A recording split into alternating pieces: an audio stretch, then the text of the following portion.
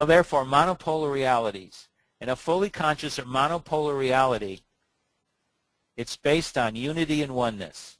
There's a direct connectivity to spirit.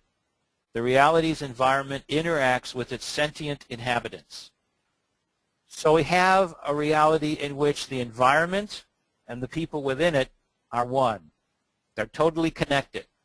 That's why when we were talking previously about what full consciousness is, we were showing pictures of fully conscious beings and saying how they are totally interacting with their environment. Some of them take the environment and just acknowledge it. Others take the environment and try to make it better. Still others take the environment and try to not only make it better, but try to create a way of unfolding the divine plan within it. So you have these various aspects of fully conscious beings and how they react with their environment. So you are in complete contact, which means you are constantly hearing, feeling, touching, sensing your environment at all times. And that's why we need special etiquette to be fully conscious beings, because if a limited conscious being got into that concept, it would drive them crazy. So what is happening is, let's look at this grid. The grid in a fully conscious monopolar reality is like a giant weave. It's closed in on itself. Whereas if you look at a grid pattern in a limited conscious world, it looks more, instead of looking like a basket, as you see here, it looks a little bit different. It looks more like a cage, which is probably a good way of looking at limited consciousness. At least that's sometimes how I look at it.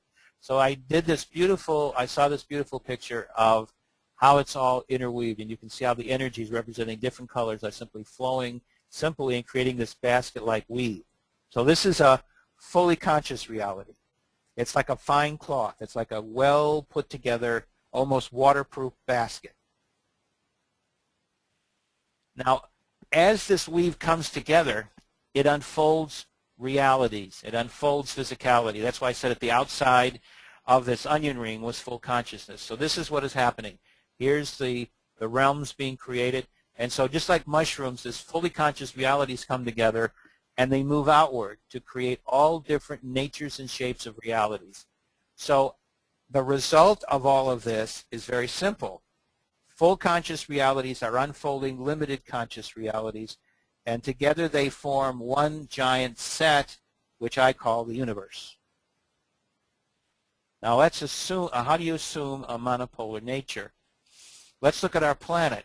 We've been talking about this whole process of change. We now need to look at what's actually been happening. Now, in a limited conscious world, which we are in right now, you discover that just about all planets, if you were to look at them, are acting like a giant gyroscopic top, which simply means they are constantly wobbling, just like you would if you had a gyroscope and you pulled it real fast and you put it down on the ground on a flat surface or on a table, whatever, you would discover it's rotating. Okay, this constant rotation is called precession.